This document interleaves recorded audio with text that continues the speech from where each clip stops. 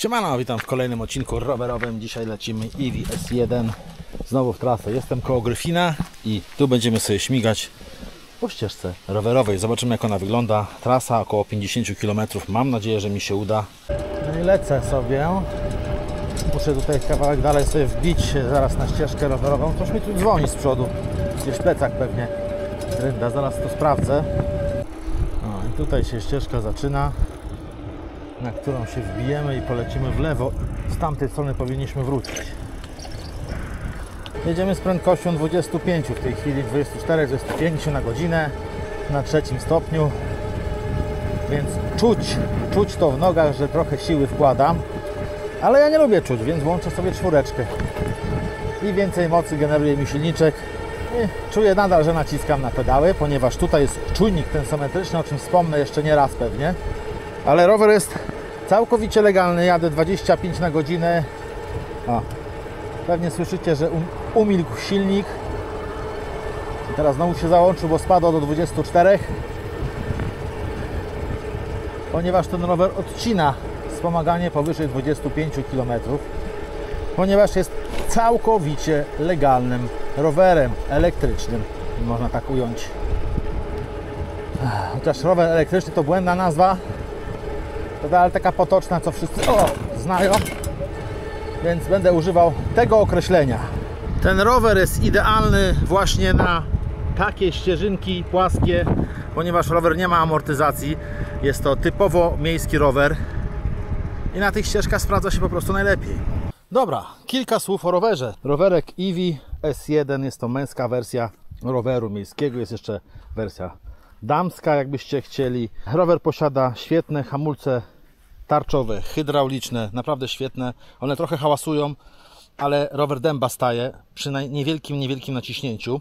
Bateryka 36V, silniczek 250W w tylnym kole. O, tutaj 9 przerzutek, tylko z tyłu.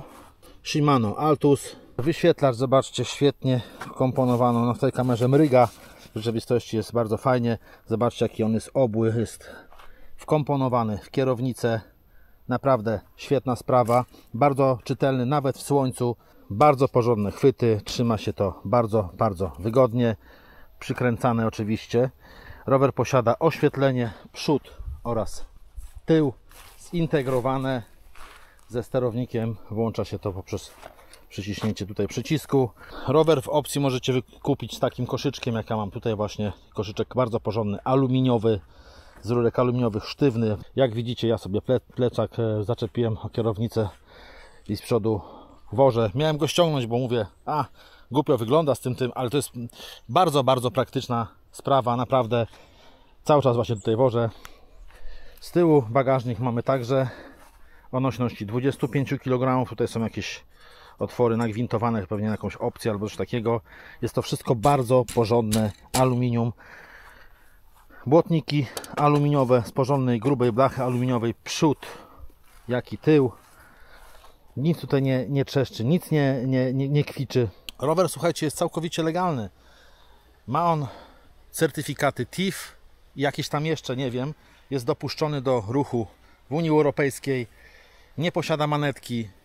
Prędkość, jak już wcześniej wspominałem, jest kryzowana na 25 km. Dalej Wam już nie wspomaga. Wszystko jest zgodnie z przepisami. Rower oczywiście posiada czujnik tensometryczny. Czujnik tensometryczny jest to czujnik nacisku na pedały. On wykrywa, jak mocno naciskacie na pedały i wtedy dozuje Wam moc. Jeżeli macie ciężko, to tej mocy dozuje Wam więcej. Dodatkowo mamy tu 5 stopni wspomagania. Fajnie to współgra z tym czujnikiem tensometrycznym. Ja miałem okazję jeździć z kilkoma rowerami właśnie z czujnikami tensometrycznymi. Tutaj działa to bardzo fajnie. Czujnik tensometryczny daje taki efekt jazdy na zwykłym rowerze. Na pierwszym stopniu wspomagania możecie jechać tak, że naprawdę się zmęczycie. Czuć, że rower wspomaga, ale też musicie włożyć troszeczkę siły. Na końcu tej skali jest 5 stopień wspomagania i na nim z kolei, jeżeli jesteście już bardzo zmęczony, on się bardzo przydaje, na przykład jak już po dłuższej trasie, na przykład ja jadę, już mi się nie chce naprawdę pedałować, włączam sobie 5 stopień i ten czujnik działa wtedy aksamitnie, delikatnie, lekkie naciśnięcie już takie, wiecie, troszeczkę siły trzeba włożyć takiej minimalnej i rower już się wyrywa. Także to jest bardzo fajne, wystopniowane, można sobie do własnych preferencji ustawić stopień wspomagania. Genialne rozwiązanie.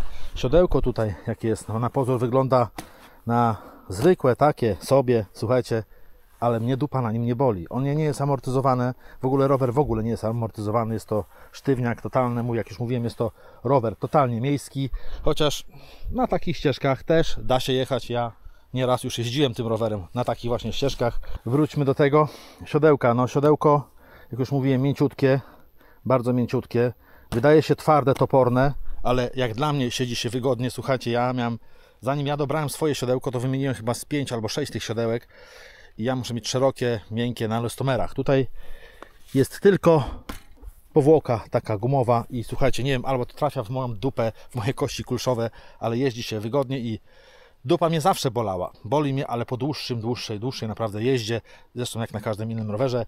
W każdym razie jest to trafione w moją pupę. O, tak powiem ładnie.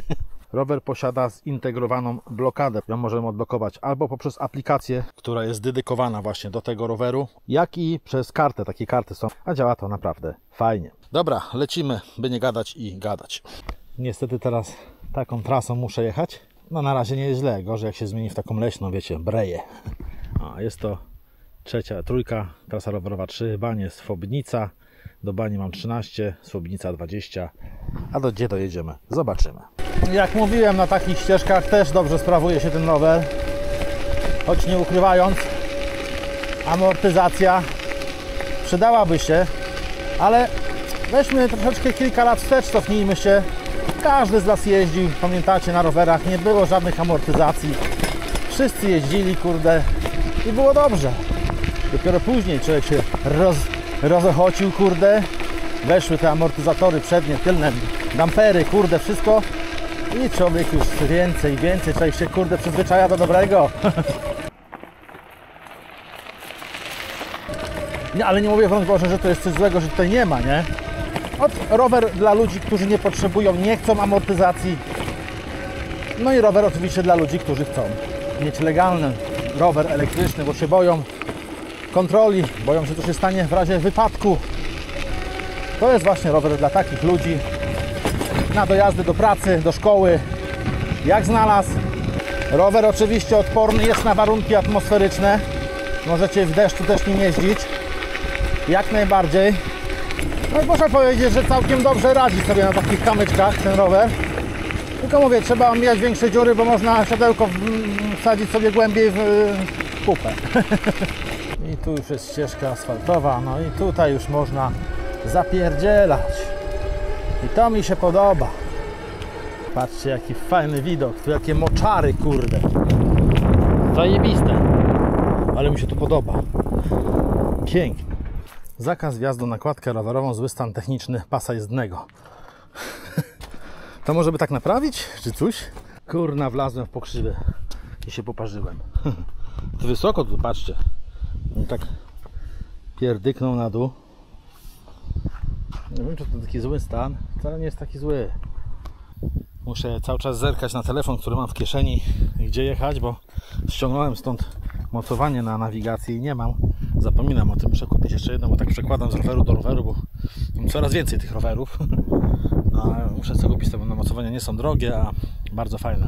Poleciałem za daleko, bo muszę lecieć teraz tą drogą, skręcić tam w lewo przy tych wiatrakach i chyba już drogą trzeba będzie jechać. Niestety droga prowadzi przez drogę taką dla samochodów, no ale trudno, co ja na to poradzę. Zastanawiam się nad deklarowaną odległością przez producenta do tego roweru, jaka jest 70 km. Tyle deklaruje producent, że przejedzie się na tym wspomaganiu, znaczy na tej baterii. No nie wiem, jak to wyjdzie. Moim zdaniem, po tym co przejeździłem trochę tym rowerem, wydaje mi się, że to będzie troszeczkę więcej. Producent tutaj po prostu poszedł dla bezpieczeństwa z troszeczkę niższym zasięgiem. Ale to wszystko sprawdzimy, kurczę. Już miałem to dawno sprawdzić, ale szczerze powiedziawszy zapomniałem. Jaki stary budynek fajny. Dobra, zmiana planów. Miałem jechać tam, cały czas ścieżką rowerową numer 3, ale polecę sobie tam, bo tam jest fajne jeziorko i chcę zobaczyć nad tym jeziorkiem jakąś może miejscóweczkę. Może tam fajnie jest, zobaczymy. Małe takie jeziorko, takie bajorko można by powiedzieć. I trochę skrócę sobie trasę, po prostu polecę tymi wioskami tam do ścieżki rowerowej inną stroną, bo wolę jechać tym asfaltem krzywym niż takim dróżkami, ale to jest jedno, a drugie właśnie chcę zobaczyć sobie to jeziorko, bo na trasie rowerowej, którą tam sobie wybrałem, no nie ma zbyt atrakcyjnych miejsc do zwiedzania, więc lecę tam. Siedzą ludzie w wodzie. Zobaczcie, jakie landrynki stoją. Słuchajcie, teraz odniosę się do zarzutów, że silnik generuje hałas, że piszczy, dźwięczy, że ktoś by nie mógł na tym jeździć. To jeszcze raz powtarzam. Kamery, mikrofony kamer podbijają dźwięk do góry, że ten dźwięk jest bardziej słyszalny niż w rzeczywistości jest. Nie piszcie takich głupot, jeżeli na tym rowerze nie jeździliście, bo no to jest głupota. Generalnie silniki, małe silniki przekładniowe generują większy hałas niż większe. Gdzieś jest to dlatego, że moc działająca na mały silniczek generuje po prostu większy hałas. No generuje większy hałas, ponieważ ten silnik jest żyłowany, można tak brzydko powiedzieć. Generalnie jest tak, że większe silniki generują mniejszy hałas niż te mniejsze. Zobaczcie moją 750, którą czasami jeżdżę, je tam praktycznie w ogóle nie słychać. Już nie mówię o silnikach bezpośrednich, czyli nieprzekładniowych, tych drugich. Większe one są takie troszeczkę, one w ogóle nie generują hałasu. No ale jeżeli decydujecie się na tak mały silnik jak tutaj jest 250, musicie liczyć się z tym, że jakiś tam hałasik będzie, ale bez przesady. Bez przesady, nie jest to jakiś ekstremalny hałas, jak te samochody, co tu mnie wkurzają i jeżdżą. Dobra, komu w drogę tę bułka z masą, jak to się mówi. Znowu muszę się drapać takimi dyryszkami. Ale spoko. Ale śmierdzi gównem z pól. No, zmieniła się w lepszą ta droga troszkę. Ja nie jestem co prawda, ale spoko. A teraz Wam pokażę hamowanie awaryjne. Jak ten rower hamuje. Hamulce! To jest jego topka. Widzicie? Można się wywalić. Nie róbcie tego w domu. Ale on staje dęba. Lekkie naciśnięcie, on sobie, mogę to tak postawić. Wiem, że to żaden test, ale hamulce w tym rowerze naprawdę to jest górna półka. Tak fantastycznie się nim hamuje. Delikatnie paluszkiem, macie pełną kontrolę. To jest fajne. Fajne, bezpieczne, a to jest najważniejsze. Już prawie dojeżdżamy do mety, ale kurde, te wioski jak się mija, kurde, jak to fajnie jest. I dotarłem.